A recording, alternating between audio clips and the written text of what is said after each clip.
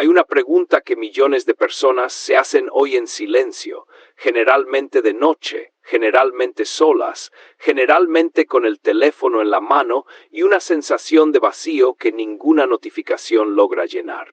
¿Por qué es tan difícil amar y ser amado hoy? No es una pregunta retórica, es una pregunta con respuestas concretas, documentadas, medibles. Y antes de llegar a esas respuestas, vale la pena decir algo que pocas veces se dice con esta claridad. No es que tú estés haciendo algo mal. Es que estás intentando construir algo profundamente humano, algo que requiere tiempo, vulnerabilidad y compromiso, en medio de un sistema cultural, tecnológico y social diseñado, no necesariamente con mala intención, pero sí con efectos reales, para hacer exactamente eso más difícil. Hoy vamos a hablar del amor, del romance real, del que se da entre dos personas que se conocen, se comprometen y construyen algo juntas. Vamos a mirar de frente lo que está pasando. El adulterio, la infidelidad normalizada, los chistes que envenenan la confianza entre hombres y mujeres antes de que la relación empiece, la falsedad que las redes sociales han vuelto costumbre y la polarización política y religiosa que hoy separa a las personas incluso antes de que se conozcan. Y vamos a hacerlo con algo que la cultura contemporánea raramente ofrece, una mirada que no solo diagnostica el problema, sino que ofrece un camino real. Ese camino existe. Y la tradición católica, con 2000 años de reflexión sobre el amor humano, tiene mucho que decir sobre él. No es un video para señalar culpables, es un video para entender, y para que cada uno de nosotros pueda preguntarse honestamente qué parte de este panorama estamos reproduciendo sin darnos cuenta, y qué podemos cambiar. Empecemos por los datos, porque lo que sientes no es solo percepción, es real.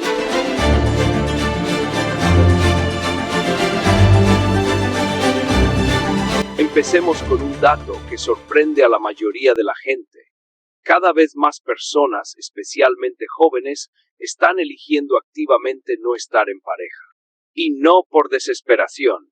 Un estudio global realizado a más de 14.000 adultos en 6 regiones del mundo encontró que el 48% de los adultos entre 18 y 34 años siente que estar soltero es más tranquilo que estar en una relación, mientras que el 42% afirma que las relaciones interfieren con sus metas personales y financieras.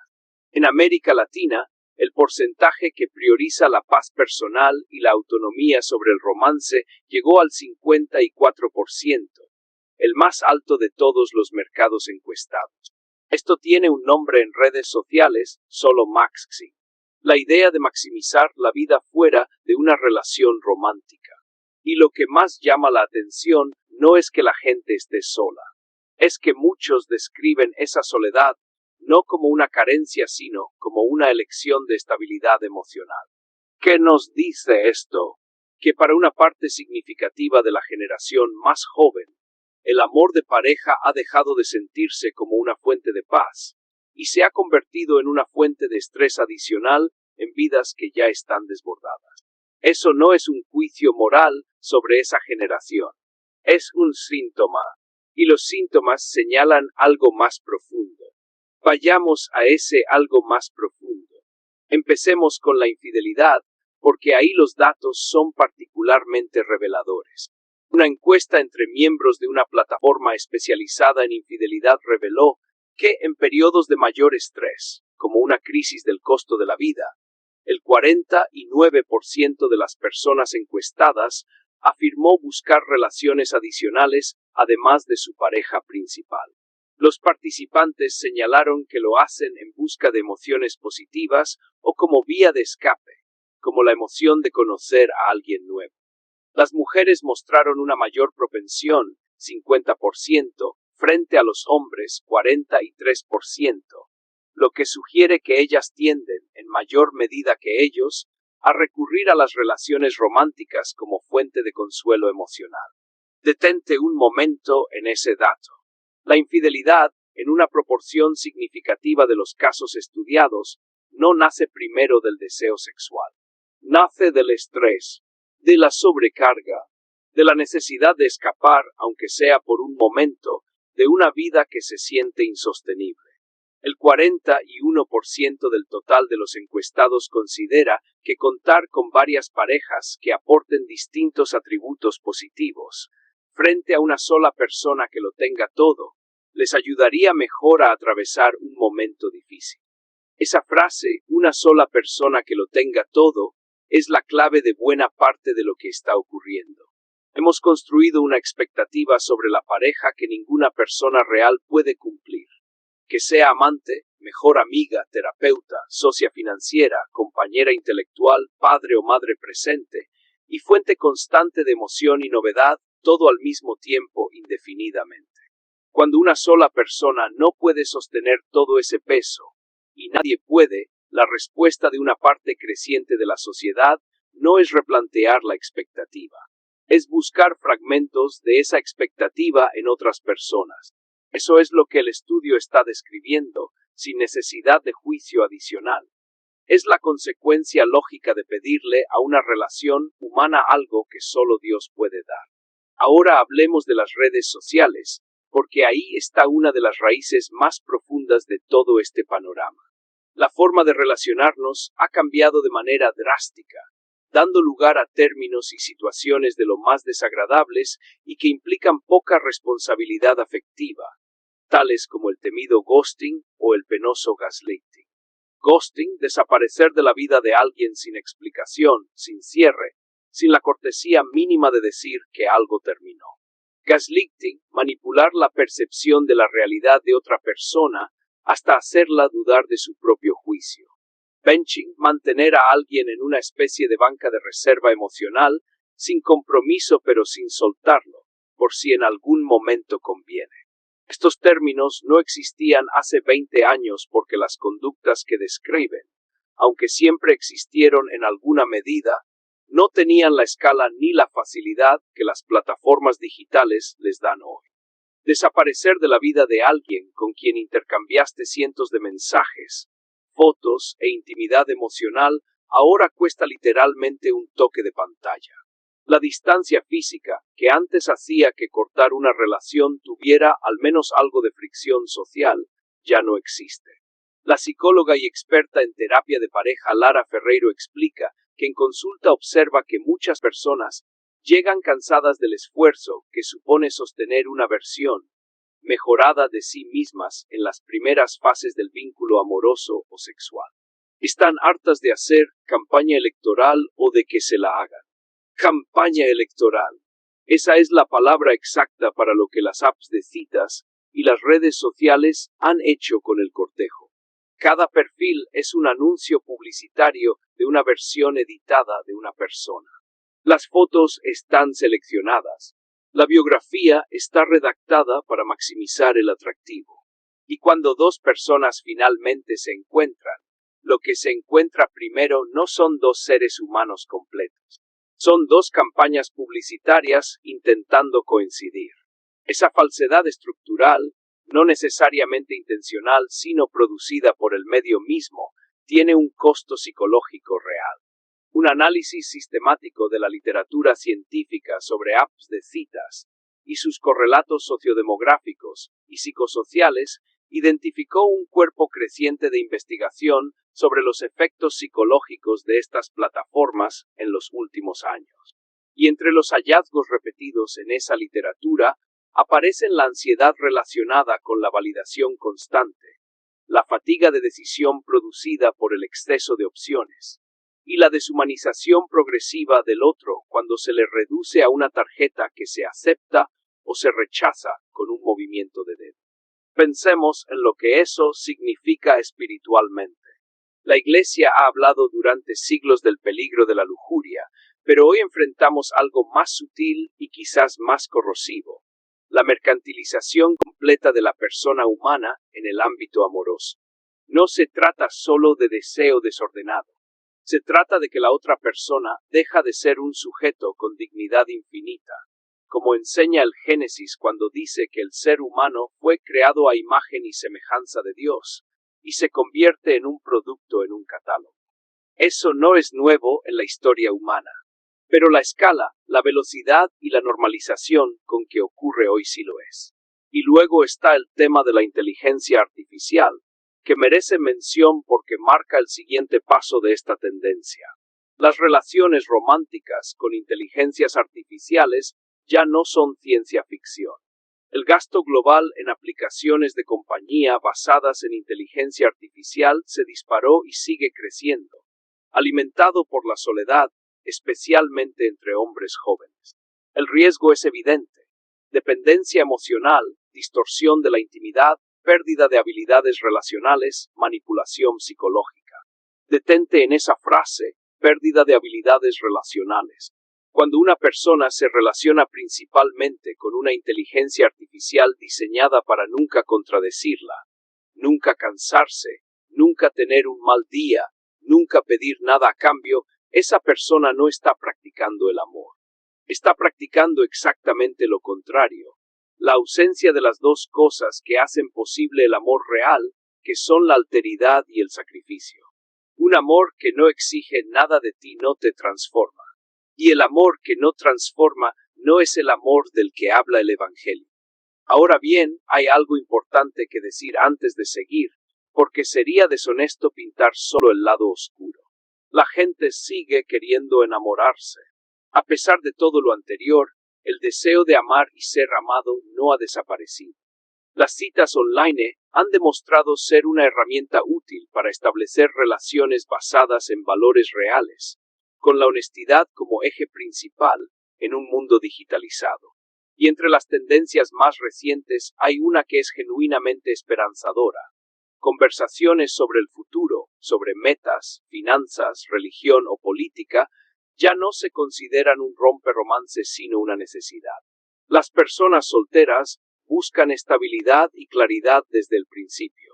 Eso significa que en medio de toda esta crisis, hay una corriente que está pidiendo exactamente lo que la fe siempre ha enseñado que el amor necesita: honestidad, claridad de valores y conversación profunda antes que atracción superficial. El problema no es que la gente no quiera eso.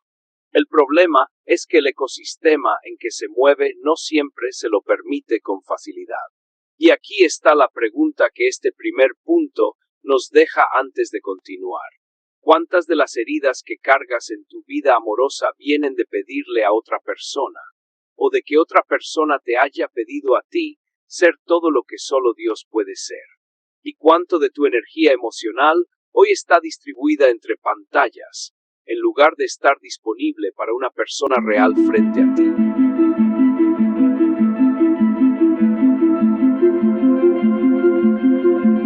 Hay algo que ha cambiado profundamente en la manera en que hombres y mujeres se relacionan entre sí incluso antes de conocerse.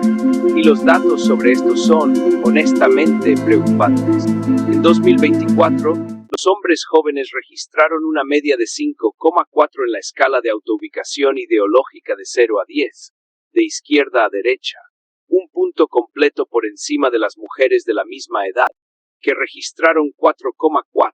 Alcanzando así la máxima distancia observada entre ambos grupos. Según los últimos datos de la encuesta social europea, los hombres de la generación Z, menores de 28 años, viran más hacia pensamientos liberales y conservadores, mientras que ellas se posicionan más a la izquierda, priorizando las políticas progresistas y los temas sociales. La RS destaca que este fenómeno no se observa en otros grupos de edad, donde la brecha ideológica de género es mucho menos pronunciada. Esta polarización lleva una década agrandándose. Esto no es un fenómeno local, es una tendencia internacional, existiendo casos similares en Estados Unidos, buena parte de Europa y Asia, donde la tradicional brecha ideológica de género se ha invertido y los hombres jóvenes tienden a ubicarse más a la derecha que las mujeres. ¿Por qué está pasando esto? Los investigadores que han estudiado el fenómeno identifican varios factores, y vale la pena nombrarlos con honestidad porque entenderlos es el primer paso para no quedar atrapados en ellos.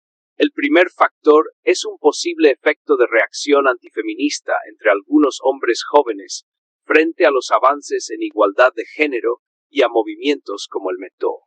El segundo son los efectos indirectos de la expansión educativa, que ha mejorado de forma significativa las oportunidades de las mujeres, mientras que muchos hombres, especialmente aquellos con menor nivel educativo, han visto ganancias más limitadas.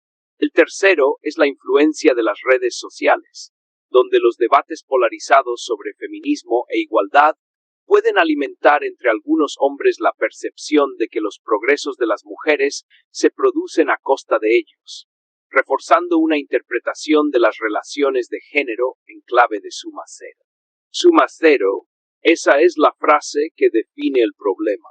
Una mentalidad de suma cero significa que si alguien gana, necesariamente alguien más pierde. Si las mujeres avanzan, los hombres retroceden. Si los hombres mantienen sus espacios, las mujeres son oprimidas. Esa lógica, una vez que se instala en la mente de una generación, convierte cualquier conversación entre hombres y mujeres en una negociación de poder antes de que sea cualquier otra cosa. Y aquí es donde tenemos que hablar de algo que afecta a millones de relaciones antes de que empiecen. Los chistes, los memes, el contenido de entretenimiento que circula constantemente y que generación tras generación ha ido moldeando cómo hombres y mujeres se perciben mutuamente. Por un lado, existe una larga tradición de humor misógino. Chistes sobre mujeres como manipuladoras, superficiales, interesadas únicamente en el dinero, incapaces de razonar o reducidas a su valor sexual. Por otro lado, en los últimos años ha crecido con la misma fuerza un humor que presenta a los hombres como inherentemente tóxicos, inmaduros, peligrosos por naturaleza o simplemente innecesarios. Los hombres son una carga emocional, todos los hombres son iguales, el hombre promedio no merece ser tomado en serio. Ninguno de estos dos extremos es nuevo en términos absolutos. Lo que es nuevo es la velocidad y el volumen con que circulan. Un adolescente o una adolescente de hoy puede consumir, sin proponérselo, decenas de piezas de contenido al día que refuerzan una de estas dos narrativas, antes incluso de haber tenido su primera relación seria. El resultado es que muchas personas llegan a la edad adulta con una imagen previa, distorsionada y hostil, del sexo opuesto, construida no por experiencias reales sino por algoritmos que premian el contenido más indignante porque genera más interacción. ¿Qué dice la fe católica sobre esto? Algo que va directamente a la raíz del problema. El libro del Génesis, capítulo 1, versículo 27, en la Nueva Biblia de Jerusalén, dice: Creó pues Dios al ser humano a imagen suya, a imagen de Dios lo creó, macho y hembra los creó. Hombre y mujer no son adversarios en una lucha por recursos limitados de dignidad. Son, en el relato fundacional de la fe, dos formas complementarias de la misma imagen divina. La teología católica nunca ha enseñado que hombre y mujer son idénticos en todo, pero tampoco ha enseñado que son enemigos. Ha enseñado que son complementarios, y que esa complementariedad, cuando se vive correctamente, es fuente de comunión, no de competencia. San Juan Pablo II, en su catequesis conocida como la teología del cuerpo, desarrolló esta idea con una profundidad que sigue siendo relevante décadas después. El cuerpo humano, masculino y femenino, tiene un significado esponsal, es decir, está hecho para el don, para la entrega, no para la dominación ni para la competencia. Cuando una cultura empieza a ver al otro sexo principalmente como una amenaza, como un rival ideológico, o como un grupo del que hay que protegerse, esa cultura ha perdido de vista algo esencial sobre lo que somos. Esto no significa ignorar que existen problemas reales de desigualdad, de violencia, de abuso, que han sido y siguen siendo reales y que merecen ser abordados con seriedad. La Iglesia Católica ha condenado con claridad la violencia contra la mujer y ha insistido en la dignidad igual de hombres y mujeres desde sus documentos más fundamentales. Pero hay una diferencia enorme entre reconocer y corregir injusticias concretas y construir una identidad generacional alrededor de la desconfianza estructural hacia la mitad de la humanidad. Cuando un joven o una joven entra a una relación ya cargando, sin haberlo elegido conscientemente, meses o años de contenido que le ha enseñado a ver al otro sexo con sospecha, esa relación empieza con una desventaja invisible pero real. No está conociendo a una persona, está conociendo a un representante de un grupo del que ya tiene una opinión previa, formada por algoritmos diseñados para generar indignación, no comprensión. La pregunta que este punto nos deja es directa. ¿Cuánto de lo que sientes hacia el sexo opuesto, antes de conocer a alguien en particular, viene de experiencias reales que has vivido? ¿Y cuánto viene de contenido que consumiste sin darte cuenta de que estaba formando tu manera de ver al mundo? ¿Has notado alguna vez que entras a una conversación con alguien nuevo ya esperando que confirme algo negativo que ya creías?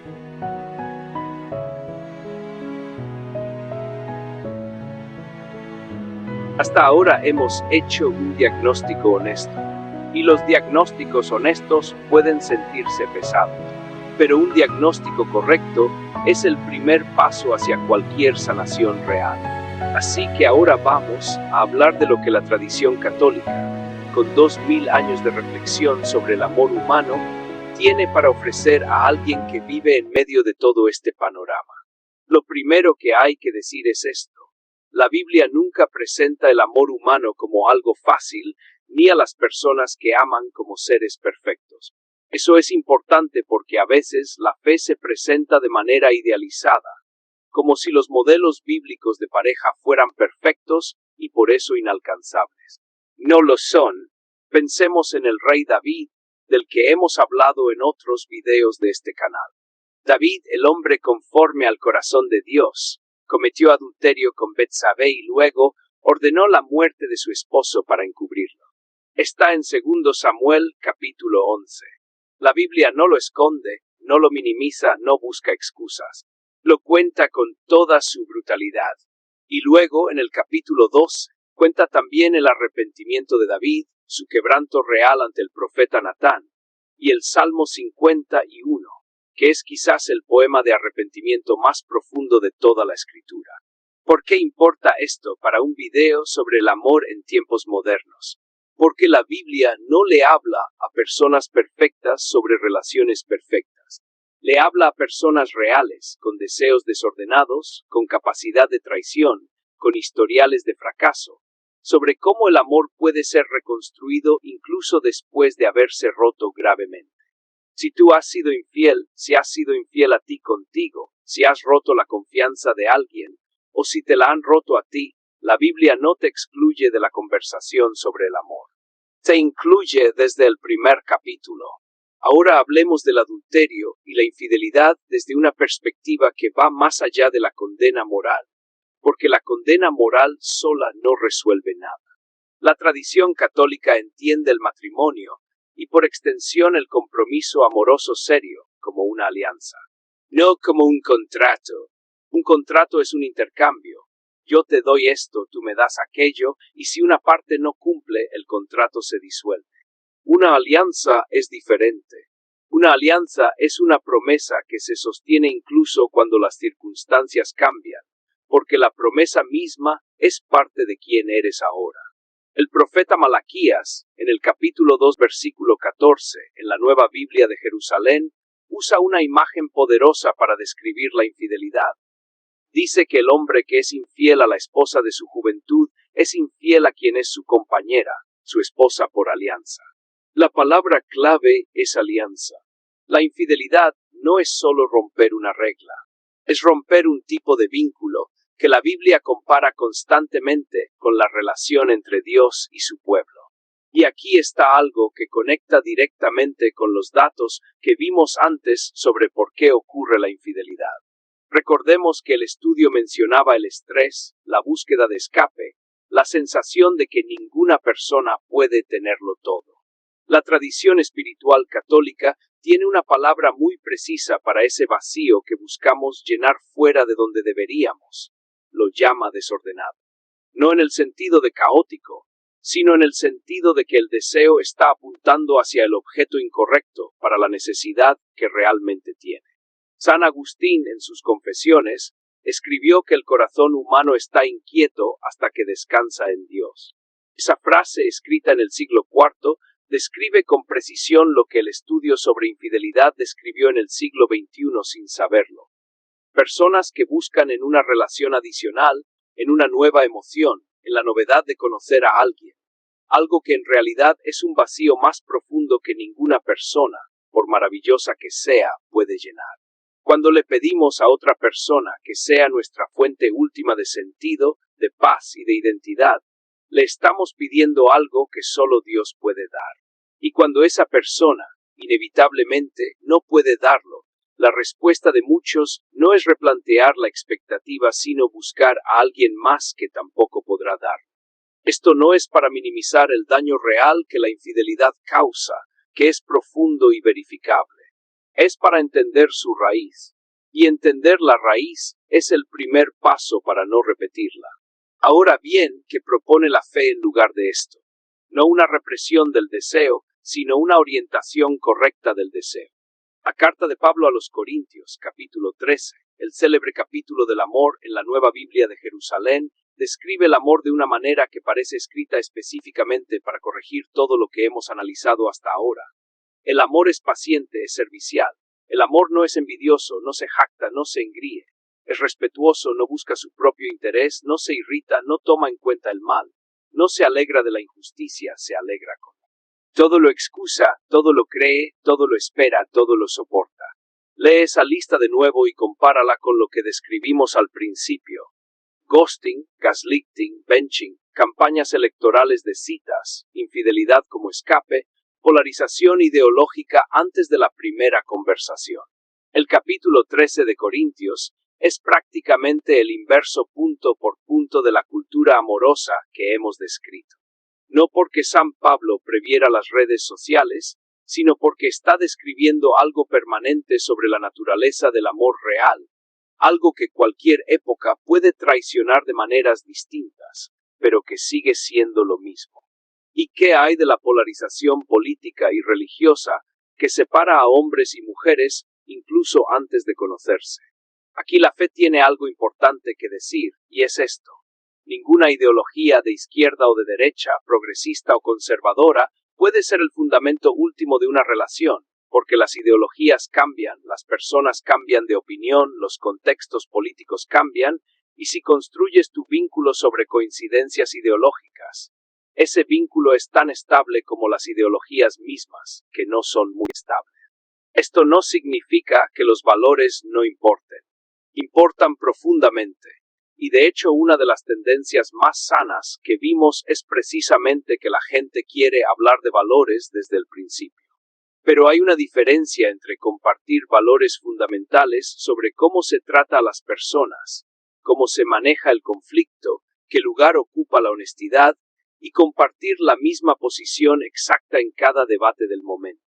La primera es una base sólida. La segunda es una alianza táctica, que puede romperse en el momento en que uno de los dos cambia de opinión sobre algo, lo cual, siendo seres humanos, eventualmente ocurre. La Sagrada Familia, Jesús, María y José, no fue una familia sin tensión ni sin misterio. El Evangelio de Lucas, capítulo 2, describe el episodio en que Jesús, a los 12 años, se queda en el templo sin que sus padres lo sepan. Y cuando lo encuentran, María le dice algo que suena perfectamente humano. Hijo, ¿por qué nos has hecho esto? Mira que tu padre y yo te hemos buscado angustiados. No hay una familia perfecta en la Escritura. Hay familias reales, con angustia real, con momentos de no entenderse, que se sostienen no porque nunca haya conflicto, sino porque hay un compromiso que es más profundo que el conflicto del momento. Eso es lo que la fe ofrece como alternativa a la polarización. No la exigencia de pensar exactamente igual sobre todo, sino el compromiso de tratar al otro con la dignidad de quien también fue creado a imagen de Dios, incluso, especialmente, cuando piensa diferente. Y aquí está la pregunta que este punto te deja. ¿Estás buscando en otra persona algo que en realidad solo Dios puede darte? Paz completa, sentido total, validación constante. y estás dispuesto a construir un vínculo con alguien que piense diferente a ti en algunos temas, si comparten lo fundamental, el respeto, la honestidad, la disposición a no rendirse cuando las cosas se complican.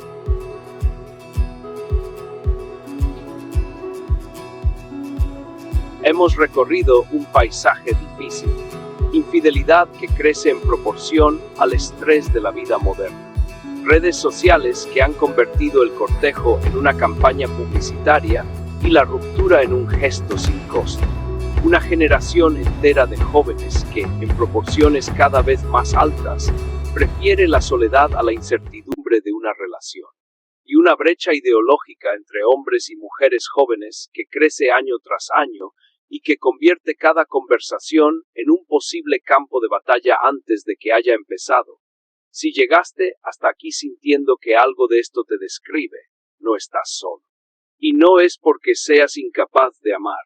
Es porque estás navegando, como todos los demás, un sistema que no fue diseñado para que el amor humano floreciera fácilmente. Pero la fe no se queda en el diagnóstico. La fe insiste en algo que vale la pena repetir al final de este video. El amor verdadero sigue siendo posible. No el amor performático de las redes.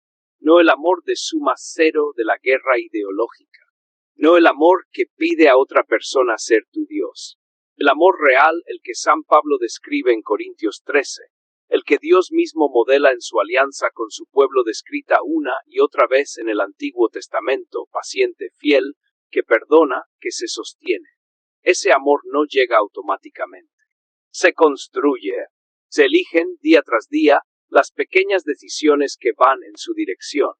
La conversación honesta en lugar del silencio cómodo, la presencia real en lugar de la atención dividida entre pantallas, la disposición a escuchar a alguien que piensa distinto sin verlo como enemigo, el compromiso que se sostiene incluso cuando aparece algo más fácil o más nuevo. San Pablo escribió que el amor todo lo espera, todo lo soporta. Esas palabras, en un mundo de ghosting y de relaciones que se desechan con un toque de pantalla, suenan casi como una provocación. Y quizás lo son. Quizás necesitamos que el amor vuelva a ser provocador. Que sostener un compromiso cuando es difícil, que perdonar cuando duele, que elegir a una persona real por encima de la fantasía de otra mejor, vuelva a ser visto no como debilidad ni como conformismo, sino como lo que realmente es. El acto más valiente y más contracultural que alguien puede hacer hoy. Tú no puedes cambiar los algoritmos, no puedes cambiar las estadísticas globales de infidelidad, ni la brecha ideológica de toda una generación. Pero puedes cambiar la manera en que tú te relacionas con la persona que tienes frente a ti. Puedes elegir ser honesto cuando sería más fácil mentir. Puedes elegir quedarte en una conversación incómoda en lugar de desaparecer. Puedes elegir ver a la persona del otro sexo, antes de juzgarla por su grupo como alguien creado igual que tú a imagen de Dios. Eso no resuelve el problema global, pero es el único lugar donde realmente tienes poder. Y a veces ese pequeño espacio de poder real es exactamente donde Dios empieza a obrar algo más grande. El amor en tiempos modernos no es imposible. Es exigente. Siempre lo fue. Lo que ha cambiado es que ahora tenemos 1000 maneras de evitar esa exigencia y solo una manera de cumplirla. Decidir cada día amar de verdad.